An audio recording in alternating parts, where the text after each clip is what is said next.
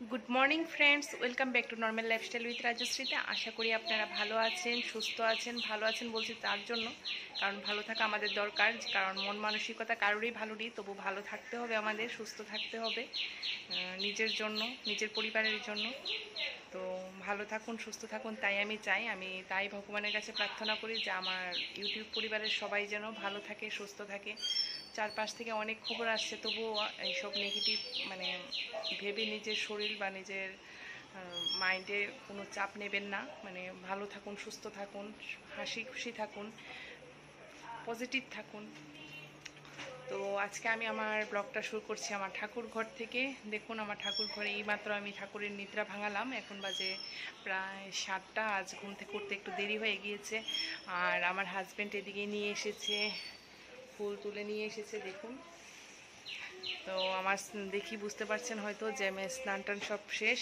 এখন যাব ঠাকুর ঘরে, ঠাকুরের বাসনপত্র ধুয়ে তারপর ঠাকুরের পুজো দিয়ে তারপর কাজ শুরু করব, অন্য কাজ।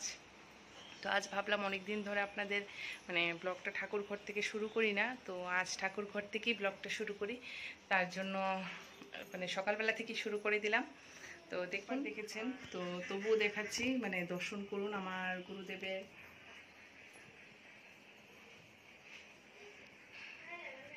জানলা দিয়ে যেহেতু মানে আলো আসছে, যার জন্য ফোকাস করছে না ভালো। আর এদিকে আমার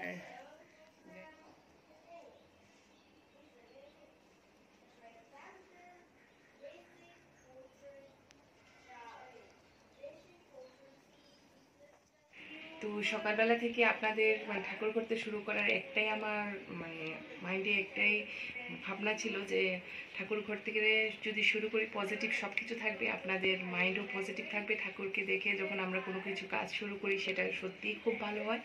তো ভাবলাম যে আমার বন্ধুদের, আমার যেহেতু দিনটা ভালো যায়, হ্যাঁ মাইন্ড একটু মন একটু অশান্তি, মানে একটু কেমন লাগছে লকডাউন যেহেতু, কিন্তু হ্যাঁ আমি পজিটিভ মানে পজিটিভ থাকার সবসময় চেষ্টা করি।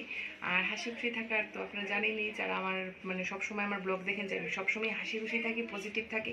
আর আমার পাশে যারা থাকে তাদেরকেও আমি পজিটিভ এবং হাসি খুশি দিয়ে রাখতেই চেষ্টা করি, মানে পজিটিভনেস দিয়ে রাখার চেষ্টা করি। কারণ পজিটিভনেস যাদের মধ্যে আছে, তাদের পাশে যারা থাকে তারাও পজিটিভই থাকে।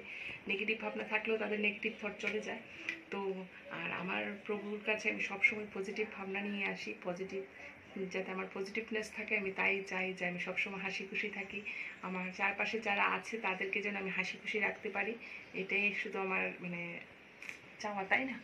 আর সবাই চায় সবাই পরিবারকে সব কিছু দিয়ে মানে খুশি রাখার। তো আর আমরা তো গৃহিণী, আমাদের তো তা দায়িত্ব যে আমাদের পরিবারকে আমরা হাসি খুশি রাখি, পজিটিভ রাখি, মানে যাতে তাদের মাইন্ডে কিছু না আসে। আর বিশেষ করে হাজব্যান্ডদের জন্য বলছি, মানে যাদের মানে হাজব্যান্ডদের, আমরা তো গৃহিণীরা সবসময় ঘরে থাকি, তার জন্য কিন্তু আমাদের প্রায় মানে আমার লকডাউন পড়লেও মানে চলেও, কারণ আমরা ঘরেই থাকি। কিন্তু যারা হাজব্যান্ড তারা তো বাইরে থাকে, তাদের কিন্তু বেশিরভাগ হাজব্যান্ডেরই মানে মানে বেশিরভাগ পুরুষদেরই এই হাজব্যান্ড হোক, ভাই হোক, যাই হোক, মানে যার যে রিলেটিভ, কিন্তু ছেলেদের বা পুরুষদেরই এই মানে চাপটা একটু বেশি লকডাউনে। তো প্লিজ তাদেরকে হাসি খুশি রাখুন বাড়িতে, আর তারা যাতে পজিটিভ থাকে সেই মানে আপনার পাশে দাঁড়ান, তাদেরকে হাসি খুশি রাখুন, তাদের মাইন্ড ফ্রেশ থাকার জন্য এটা ওটা করুন। কারণ তারাই বেশিরভাগ একটু ভেঙে পড়েছে সবার ঘরে ঘরেই, কারণ তারা তো ঘরে থেকে অভ্যাস নেই, তার জন্য মানে তাদেরই একটু বেশি চাপ। তো তাদেরকে হাসি খুশি রাখার দায়িত্বটা আমাদের। তো আমি পুজোর বাসনপত্র ধুয়ে পুজোটা সেরে নিলাম।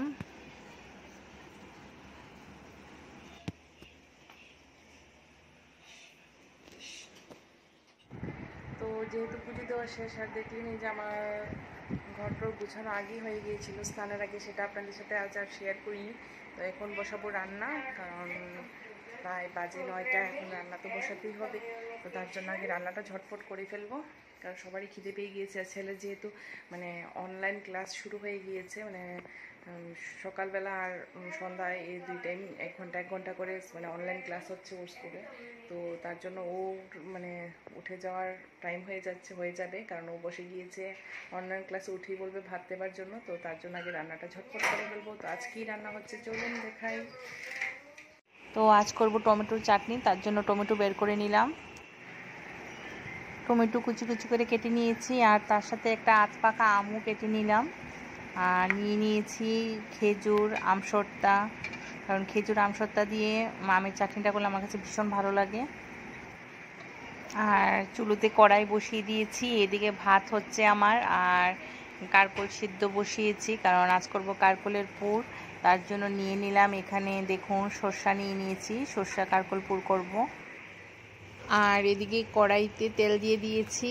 তো আগে আমি টমেটোর চাটনিটা করব, তার জন্য কড়াইতে দিয়ে দিলাম শুকনো লঙ্কা, আর দিয়ে দেবো তেজপাতা। তেজপাতাটা আগে একটু গরম করে নিচ্ছি, যারা আমাকে ফলো করেন তারা জানেন যে আমি তেজপাতা এইভাবে গরম করে দিই, তাহলে সেন্টটা ভালো আসে। তো তেজপাতা শুকনো লঙ্কা ভাজা হয়ে গিয়েছে, এখন দিয়ে দেবো পাঁচফোড়ন, দিয়ে টমেটো আমটা তার মধ্যে দিয়ে দেব।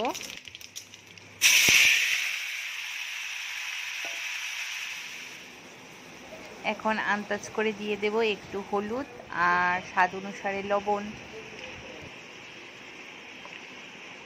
আর এদিকে আমার কারকোল সেদ্ধ করে আমি নামিয়ে নিয়েছি, আর আমি মেশিনে কয়েকটা কাপড় দিয়ে রেখেছিলাম, তো কাপড়গুলিও হয়ে গিয়েছে, এখন বাইরে মেলে দেব। কাপড়গুলি বাইরে মেলে চলে আসলাম। এখন কারকোলের পুর যে করবো, কারকোলগুলি থেকে বিচিগুলি আগে এইভাবে একটা চামিচ নিয়ে বের করে নেব। আর এদিকে আমি টক বসিয়ে দিয়েছিলাম, যে সেই টকটাও হয়ে এসেছে, ঢাকনা উঠিয়ে দেখি টকটা হয়ে এসেছে। এখন তার মধ্যে একটু চিনি, মিষ্টির জন্য চিনি এবং আমসত্ত্বা আর খেজুরটা দিয়ে দেব। তো আমার এদিকে দেখুন আমার চাটনিটা হয়ে এসেছে, তার মধ্যে আমি একটু গরম জল অ্যাড করেছিলাম, তো কারণ বেশি ঘন হয়ে গিয়েছিল তার জন্য। তো চাটনি দেখুন একদম সম্পূর্ণ হয়ে গিয়েছে। আর চাটনির মধ্যে দিয়ে দেবো আমার এখানে এই হোমমেড মশলাটা। এই চাটনির মধ্যে এই মশলাটা দিলে চাটনিটা খেতে আরও ভীষণ ভালো লাগে। তো আপনারা বললে আমি অবশ্যই শেয়ার করবো আপনাদের সাথে মশলাটা। আর আজ রান্না হবে বেগুন আলু দিয়ে। এই যে দেখছেন ট্যাংরা, এইগুলো কিন্তু মাছ নয়, এই হলো ট্যাংরা শুটকি। তো আজকে বেগুন আলু দিয়ে এই ট্যাংরা শুটকি দিয়ে রান্না করব, এটা আপনাদের সাথে আজ শেয়ার করছি না। আর এখানে কারকোল পুরের জন্য যে কারকোলের বিচিগুলি বের করে রেখেছিলাম, সেগুলো এখন পেস্ট করে নেব। আর পেঁয়াজ কুচি করে রেখেছি, দেখুন এখানে মিডিয়াম সাইজের 4টা পেঁয়াজ কুচি করে রেখেছি, তার মধ্যে 2টো সম্বাসের জন্য রাখবো আর 2টো পেস্ট করে নেব। আর নিয়ে নিলাম 2টা রসুনের কোয়া, রসুনের কোয়াগুলোও পেস্ট করে নেব। সর্ষা মরিচটাও পেস্ট করে নিতে হবে। তো এখানে আমি অর্ধেকটি পেঁয়াজ সম্বাসের জন্য রেখে দিয়েছিলাম, আর দেখুন সব কিছু পেস্ট করে নিয়ে নিলাম এখানে। এখন কড়াইতে তেল দিয়ে দিলাম, তেলটা গরম হচ্ছে, গরম হয়ে গিয়েছে। এখন পেঁয়াজটা দিয়ে একটু লালচে করে ভেজে নেব, তারপর দিয়ে দেব যে পেস্টটা করে রেখেছি, সব মশলা মিলিয়ে যে পেস্টটা দিয়ে দিলাম। এখন এটা একটু হালকাভাবে ভেজে তারপর নামিয়ে নেব। তো পুর রেডি হয়ে গেল আমার। আমাদের বাড়ি এখানে বৃষ্টি এসেছে, হয়তো আপনারা আওয়াজ শুনতে পাচ্ছেন। তো এখন আমি পুরটা কারকোলের মধ্যে ভেজে নেব, ভরে তারপর ভেজে নেব। তার মধ্যে কোনো পিঠুলি দিয়ে ভাজবো না আমি, এটা এমনিতেই দেখবেন ভাজবো, কিন্তু একটু পুর বের হবে না। কারকোলের মধ্যে পুর ভরা হয়ে গিয়েছে, এখন আমি সবগুলি কারকোল ভেজে নেব আস্তে আস্তে হালকা আছে। কারকোল ভাজি আমার এদিকে হয়ে গিয়েছে, আর আমি যে শুটকি তরকারিটা বেগুন আলু দিয়ে করবো বলেছিলাম, সেটাও করে নিয়েছি, আপনাদের দেখানি, কারণ ভিডিওটা তাহলে অনেক বড় হয়ে যাবে। আর এদিকে কারেন্ট চলে গিয়েছে, বৃষ্টি এসেছে তার জন্য, তো আমি সার্চ লাইট দিয়ে তারপর রান্নাটা করছি। দিন পর ভীষণ বৃষ্টি এসেছে, খুব ভালোও লাগছে, কারণ অপেক্ষা করছিলাম বৃষ্টির।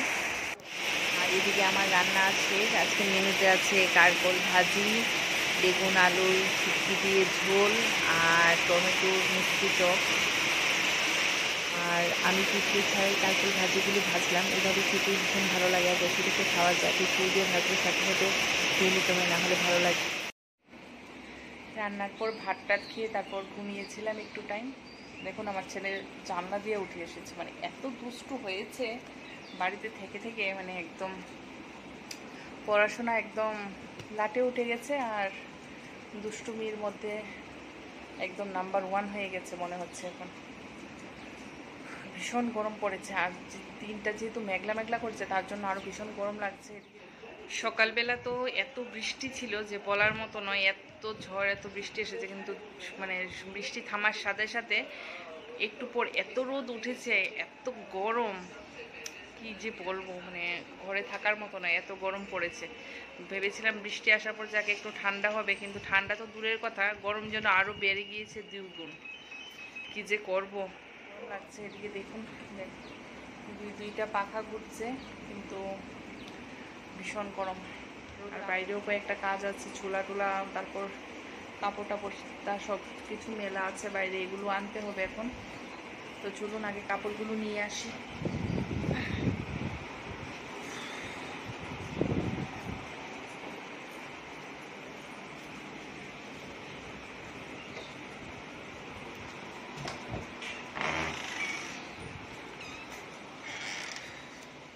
দেখুন ওই দিক দিয়ে ঘুরে আমার ছেলে আবার এদিক দিয়ে এসে পড়েছে, কি এত দুষ্ট হয়েছে বলার মতো নয়, আর এত দুষ্ট। তো দেখুন এখানে কাপড় ছড়ানো আছে কিছু কিছু, তো কাপড়গুলি ঘরে নেব। আর ওইদিকে আপনাদের দেখিয়েছিলাম যে নারকেলের ছোলা কেটে দিয়েছিলাম, তো সেই ছোলাগুলো এখানে আছে, এগুলো ঘরে নিতে হবে। আর দেখুন আমার নীলকণ্ঠ ফুল গাছটায় এত সুন্দর ফুল ধরেছে যে ভীষণ ভালো লাগে আমার। যে দেখুন আপনারা,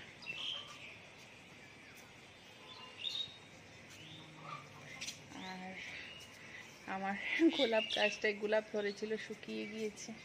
যেহেতু মাঝখানে কিছুদিন আমি ব্লগ দিতে পারিনি, তো তার জন্য আপনাদের দেখাইনি, কারণ আমি তো আপনাদের সব কিছুই দেখাই। আমার বাড়িতে একটা জাস্ট একটা ছোটো ফুলও যদি ফোটে আমার ভীষণ এত আনন্দ হয়, কারণ হাতে লাগানো তো, তাই ভালো লাগে যখন কোনো সবজি গাছ লাগাই তাতে সবজি হয়, বা কোনো কিছু ফুল মানে ফুল গাছ লাগাই তাতে নতুন ফুল আসে। আর এটা তো আমার নতুন বাড়ি, আপনাদের জানেনই যারা আমাকে ফলো করেন তারা। তো মানে নতুন বাড়িতে সব কিছু নতুন লাগানো মানে নিজের হাতে, তো ভালো লাগে যখন যাই কিছু হয়, মানে ফুল ফল ভালো লাগে জাস্ট। আর দেখুন আমি এখানে আজ অনেকগুলি কাঁঠালের বিচি শুকোতে দিয়েছি, এই যে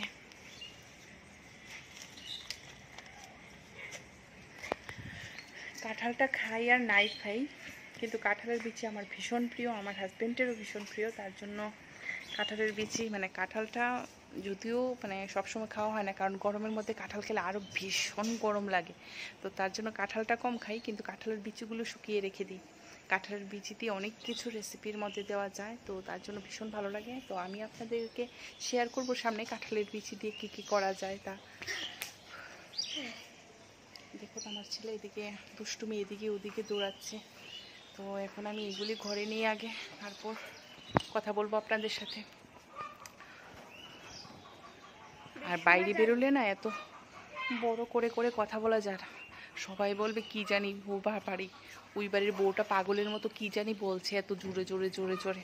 আপনারা বলেন অনেকে যে আমার সাউন্ড অনেক সময় একটু কম আসে, তো যখন অনেক লোক হয়ে যায় না, তখন আমি মানে আশেপাশে দেখি লোক আছে তখন একটু আস্তে কথা বলি, না হলে বলবো ওর বাড়ির বউটা কি একা একা বাড়িতে থাকে, এত কার সাথে এত বেশি জোরে জোরে কথা বলে, তার জন্য।